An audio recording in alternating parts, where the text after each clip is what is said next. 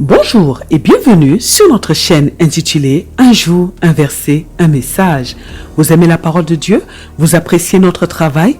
Merci de vous abonner afin de soutenir notre page, afin de permettre à une multitude de personnes de bénéficier de notre travail. Que Dieu vous bénisse. Notre passage de ce jour est tiré du livre des Psaumes, Psaume chapitre 86, le verset 15.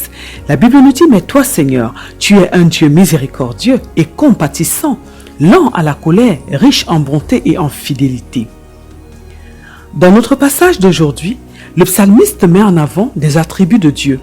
Il nous montre à travers les attributs de notre Dieu combien il est aimant, combien il est patient envers nous et combien il est responsable, droit et juste. Nous verrons donc à travers ce passage ce que ces attributs signifient réellement. Notre passage précédent était tiré du livre de 1 Jean, chapitre 4, le verset 19. Nous avons vu à travers ce passage comment parvenir à aimer Dieu. Nous avons dit que nous sommes aujourd'hui des citoyens du royaume de Dieu. Ce royaume qui est basé sur l'amour. Avant, nous étions du diable et nous ne connaissions que la haine, la colère, la méchanceté, les mauvais sentiments. Aujourd'hui, par son amour, Dieu nous a rachetés et il nous apprend comment marcher nous aussi dans l'amour. Avant, par exemple, lorsqu'une personne nous faisait du mal, nous n'avions pas de patience et nous étions tentés de rendre ce mal à cette personne. Mais aujourd'hui, nous comprenons que cette personne a sûrement un problème et que nous devons l'aider parce que Dieu nous dit d'aimer même nos ennemis. Dieu est venu à travers son Fils nous apprendre ce qu'est l'amour. Mais pour cela, il nous a aimés le premier. Nous avons dit que pour nous apprendre à aimer, Dieu a aimé lui-même, nous a aimé l'humanité entière pour nous montrer l'exemple. Il nous a montré que l'amour, c'est vivre pour les autres. Il nous a montré que l'amour, c'est avoir de la compassion, de la tendresse pour les autres. Il nous a montré que l'amour, c'est porter son prochain devant Dieu pour intercéder pour lui, par exemple.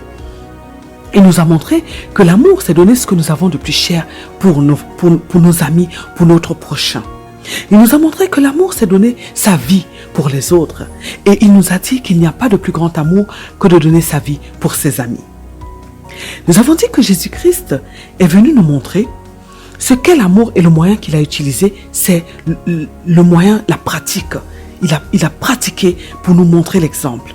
Aujourd'hui, nous aussi, nous devons aimer Dieu de tout notre cœur et nous devons montrer au monde que nous sommes de Dieu parce que nous aimons même nos ennemis. Parce que nous manifestons l'amour de Dieu. Et nous avons dit que nous devons montrer au monde à travers notre pratique de Dieu, du moins notre pratique que Dieu est amour et qu'une vie sans amour est une vie qui est vide.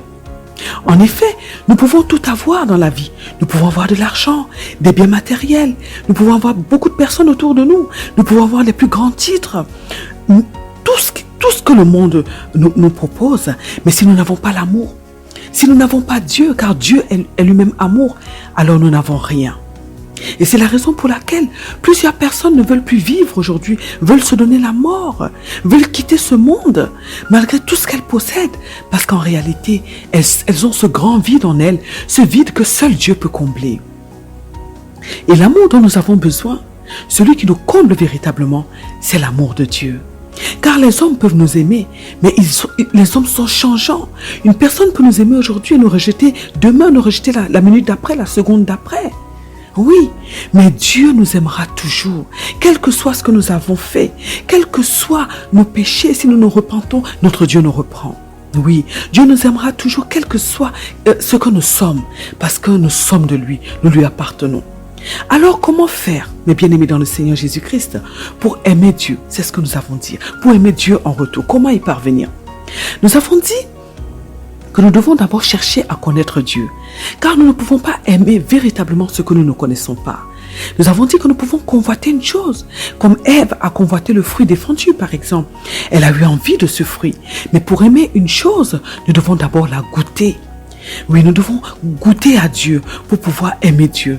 Et nous avons dit que nous devons goûter à la présence de Dieu, nous devons goûter au toucher de Dieu, nous devons goûter à la puissance de Dieu, nous devons goûter à la personne de Dieu, nous devons goûter à chacun des aspects de Dieu pour aimer profondément Dieu. Et pour cela, nous devons chercher Dieu de tout notre cœur, nous devons le désirer de toutes nos forces. Car Dieu nous dit que si nous le cherchons de tout notre cœur, il se montrera à nous. Et quand Dieu parle de se montrer, il ne parle pas de le fait de le voir avec des yeux naturels, non. Mais il parle de se manifester. Il va se manifester. Car nous ne voyons pas Dieu, mais nous le vivons. Il se manifeste de plusieurs manières dans notre vie, à nous, vis-à-vis de nous. Alors, nous avons dit que si nous devons désirer Dieu, nous devons l'appeler, nous devons lui parler, et nous devons lui dire que nous le désirons, que nous voulons le connaître profondément. Et à ce moment-là, notre Seigneur se montrera à nous. Un autre moyen de connaître Dieu, nous avons dit que c'est à travers sa parole. La parole de Dieu nous parle de Dieu. Elle nous parle de sa personne. Elle nous parle de ses réalisations. Elle nous parle de sa puissance. Elle nous parle de son histoire avec les hommes. La parole de Dieu nous présente Dieu. Elle nous parle de qui est Dieu. Et nous avons donc dit que nous pouvons également connaître Dieu à travers ce qu'il a fait dans la vie de notre prochain, à travers les expériences que nous-mêmes nous avons vécues avec lui. Nous pouvons voir de quelle manière Dieu agit et nous pouvons réaliser combien son amour est grand, combien il est un être merveilleux.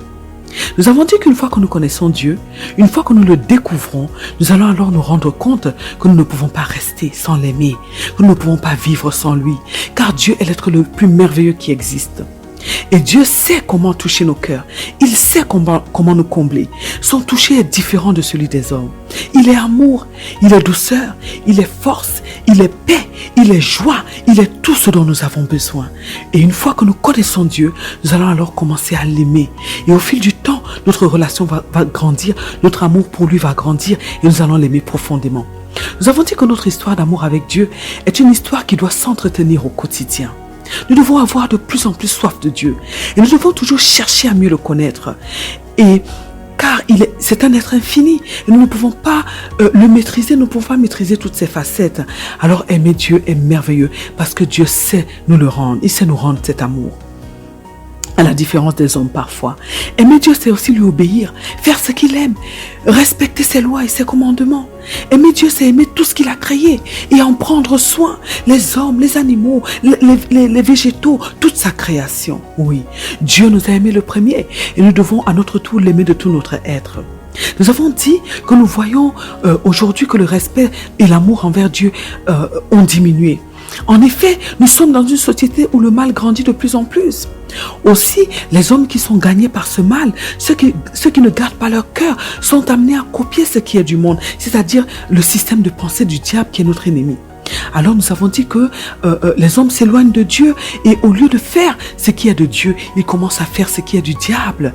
Et nous avons dit qu'aujourd'hui, nous allons remarquer que dans l'église de Dieu, nous voyons beaucoup les comportements du monde parce que les hommes, en aimant ce qui est du diable, en s'attachant au monde, ont amené le monde dans l'église de Dieu. Et c'est quelque chose, nous avons dit, qui est très dangereux parce que nous risquons à ce moment-là de perdre notre éternité. Nous avons dit que notre Dieu veut donc que nous puissions garder nos cœurs chaque jour afin que nos cœurs ne soient pas corrompus par la semence du diable, par tout ce que le monde nous propose, mais que l'amour de Dieu remplisse nos cœurs et que cet amour grandisse chaque jour davantage dans nos cœurs. Nous avons dit que c'est d'ailleurs une prière que nous devons adresser à Dieu tous les jours de notre vie. Nous devons lui demander de nous aider à garder nos cœurs. Nous devons lui demander de nous aider à l'aimer davantage chaque jour. Et nous avons donc dit qu'à travers notre passage précédent, tiré du livre de 1 Jean chapitre 4, le verset 9, notre Dieu nous demande à travers l'apôtre Jean de l'aimer en retour. Car il nous a aimé le premier et il nous a montré comment on aime, comment aimer. Le Seigneur nous dit donc à travers ce passage précédent que lui seul peut nous rendre capables d'aimer à travers le Saint-Esprit. Alors nous devons marcher, pratiquer l'amour au quotidien afin de rester près de notre Dieu. Et nous avons donc dit à travers ce texte précédent que nous devons décider de mieux connaître notre Dieu. Nous devons décider de l'aimer davantage tous les jours de notre vie. Nous devons décider de montrer au monde qui est ce Dieu en manifestant l'amour que Dieu même nous a manifesté, en montrant l'exemple comme lui nous a montré l'exemple à travers son Fils. Et nous avons dit que nous allons voir que nous serons un avec Dieu et que nous serons alors préservés du monde et de son système de pensée qui est corrompu.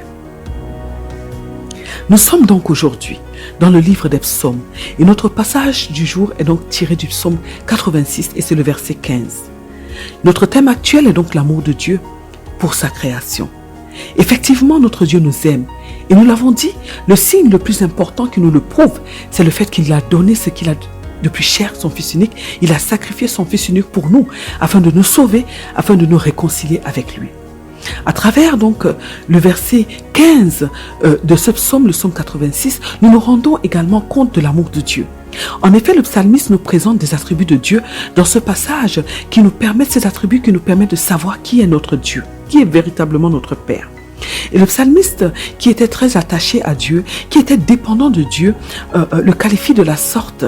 Alors nous pouvons, à travers ces attributs-là, bien sûr, alors nous pouvons dire avec assurance que le psalmiste parle de Dieu ainsi, parce qu'il a expérimenté lui-même tous ces aspects-là de notre Dieu, de son Dieu. Et c'est très possible que nous aussi, nous ayons déjà eu des expériences avec notre Dieu qui nous permettent de qualifier Dieu, Dieu à notre tour, selon les expériences que nous avons eues avec lui. Et le psalmiste nous dit que notre Dieu est miséricordieux. Ça veut dire que c'est un père qui fait miséricorde à ses enfants. La miséricorde de Dieu est la bonté par laquelle il fait grâce aux hommes, il fait grâce aux pécheurs. Et Dieu nous fait donc du bien tous les jours de notre vie sans que nous n'ayons fait quelque chose de particulier, quelque chose de bien forcément, sans que nous n'ayons fait quelque chose qui va pousser notre Dieu à nous faire ce bien-là. La Bible nous dit dans le livre de Matthieu chapitre 5, le verset 45 ceci. La Bible nous dit, afin que vous soyez fils de votre Père qui est dans les cieux, car il fait lever son soleil sur les méchants et sur les bons, et il fait pleuvoir sur les justes et sur les injustes.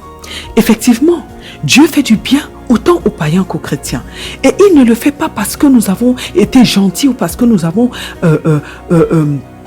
en fait fait quelque chose de bien. Non. Il le fait parce qu'il est amour, parce qu'il nous aime. Et dans ce passage de Matthieu chapitre 5, verset 45 dont nous venons de parler, que nous venons de lire, avant de parler du bien que Dieu fait aux hommes, le Seigneur est en train de nous demander d'aimer nos ennemis et de prier pour ceux qui nous maltraitent.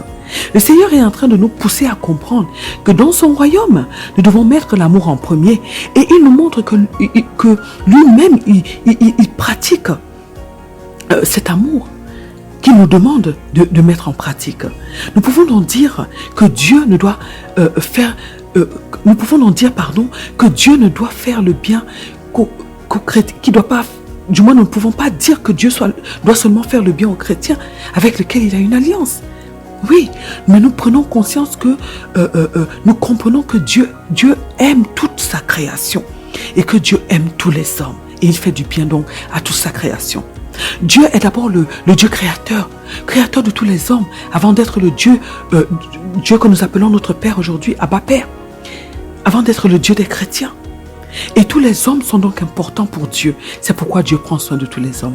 Alors, Dieu est miséricordieux, c'est-à-dire qu'il nous montre plus de compassion, bien que nous ne le méritions pas. Il nous montre cette compassion à cause de Jésus-Christ. Il le fait en fait par l'expiation de Jésus-Christ. Et en effet, notre Dieu nous pardonne nos péchés à travers la mort de Jésus-Christ, par sa crucifixion, mort qui a rendu possible notre réconciliation avec Dieu. Et notre Père Céleste connaît nos faiblesses et nos péchés, et il nous fait miséricorde, même quand nous péchons. Le psalmiste nous dit également que notre Dieu est compatissant. Compatissant vient de compassion. Et la compassion, nous l'avons déjà dit dans les passages précédents, est une forme de piété qui nous rend sensibles, une forme de pitié, qui nous rend sensibles au malheur d'une autre personne. Avoir de la compassion, c'est ressentir ce que l'autre ressent et avoir envie de le soulager de sa peine. Dieu sait ce que nous ressentons, car il a vécu parmi les hommes à travers son Fils Jésus-Christ. Dieu connaît nos difficultés, il connaît nos peines et il vient donc à travers sa compassion nous soulager lorsque nous l'appelons au secours. Il nous a dit dans le livre de Matthieu chapitre 11, le verset 28 ceci: « Venez à moi, vous qui êtes fatigués et chargés, je vous donnerai du repos. » De même, dans le livre de 1 Pierre chapitre 5, le verset 7, le Seigneur nous a dit ceci: « Déchargez-vous sur lui de tous vos soucis, car lui-même prend soin de vous. » Oui, notre Dieu veut notre bonheur. Il veut que nous puissions lui demander de l'aide lorsque nous en avons besoin et il viendra à notre secours car il est compatissant. Le psalmiste nous dit également que Dieu est lent à la colère et riche en bonté. C'est à côté de Dieu que beaucoup de personnes connaissent et dont... en fait, beaucoup de personnes connaissent que Dieu est lent à la colère, riche en bonté. C'est un côté de lui que beaucoup de personnes connaissent. Mais ce qui est dommage, c'est que nous en abusons parfois. En effet, notre Dieu est très patient. Il est lent à la colère et riche en bonté. Et lorsque nous parcourons l'Ancien Testament, nous nous rendons compte que Dieu frappait très vite les hommes qui péchaient. La sentence de Dieu ne tardait pas dans l'Ancien Testament. Il y a beaucoup d'exemples, comme le cas du roi David qui avait tué Uri, dont son soldat, il avait demandé à ce qu'on le mette à l'avant lors de la guerre afin qu'il soit frappé. Il n'a pas tué Uri de ses mains, mais il l'a tué parce que c'est lui qui avait demandé que Uri soit tué. Et nous nous rappelons que Dieu a envoyé le prophète Nathan et que Dieu a frappé. L'enfant que portait Bathsheba a été tué par Dieu. De même, il y a le cas du peuple d'Israël, ce peuple qui, lorsqu'il se détournait de Dieu, était abandonné de Dieu, et donc Dieu les livrait à leurs ennemis. Nous avons également l'épisode du veau d'or, où Dieu a demandé à Moïse de séparer les enfants d'Israël, de séparer ceux qui avaient rejeté Dieu de ceux qui étaient attachés à Dieu, qui avaient décidé de suivre Moïse, et le reste, tous ceux qui ont rejeté Dieu ont été frappés. Et nous avons également l'épisode de Uza qui fut frappé instantanément par Dieu de mort parce qu'il avait voulu redresser l'arche, car les bœufs allaient renverser l'arche, et Dieu l'a frappé parce que Dieu a considéré que c'était de l'insolence. Nous avons donc plusieurs cas, plusieurs exemples de personnes qui ont été frappées quasiment instantanément dans l'Ancien Testament. Dieu ne tardait pas. Mais avec la venue de Jésus-Christ, les choses ont changé. Nous le remarquons. Jésus-Christ est venu accomplir la loi. C'est-à-dire qu'il est venu préciser que la vie du royaume de Dieu est basée sur l'amour. Il est venu nous montrer qui est ce Père d'amour. Et aujourd'hui donc, Dieu ne frappe plus les hommes de mort instantanément ou assez rapidement. Mais si nous-mêmes nous ouvrons la porte à notre ennemi, alors nous allons en subir les conséquences. Notre Dieu ne peut pas venir à notre secours parce que nous avons choisi volontairement de lui désobéir. Notre Dieu prend le temps aujourd'hui de nous laisser nous repentir. Il nous laisse le temps de comprendre nos erreurs parce qu'il ne veut pas notre mort, mais plutôt il veut que nous puissions vivre. Et le psalmiste, pour finir, nous dit donc que Dieu est fidèle. La fidélité est le fait de rester ferme dans ce qu'on dit et dans ce qu'on fait, dans ce qu'on a décidé de faire. C'est également le fait d'être digne de confiance, le fait d'être solide, le fait de respecter ce qu'on est, ce qu'on dit et ce qu'on doit faire. Dieu est fidèle en ce qu'il respecte toujours sa parole, en ce qu'il fait toujours lui-même ce qu'il dit, ce qu'il nous demande de faire et en ce qu'il est ferme dans ses décisions. La Bible nous dit que Dieu est le même hier, aujourd'hui et éternellement. La Bible nous dit que Dieu ne change pas. Notre Dieu est fidèle. Ça veut dire que nous pouvons compter sur lui à tout moment. Nous pouvons nous appuyer sur lui sans faillir, sans qu'il ne nous déçoive. Nous comprenons alors à travers la présentation de Dieu qui est faite par le psalmiste dans ce texte, dans ce passage, que notre Dieu est un être exceptionnel et que nous devons être assurés de son amour. De même, nous ne devons pas douter de Dieu parce que les hommes nous ont déçus, par exemple. Mais nous devons comprendre que Dieu est différent de sa créature, il est amour et il est digne de confiance. Alors, mes bien-aimés dans le Seigneur Jésus-Christ, nous avons vu combien notre Dieu est bon envers nous. Nous avons vu combien il est amour et nous avons vu comment il est un être merveilleux, incomparable.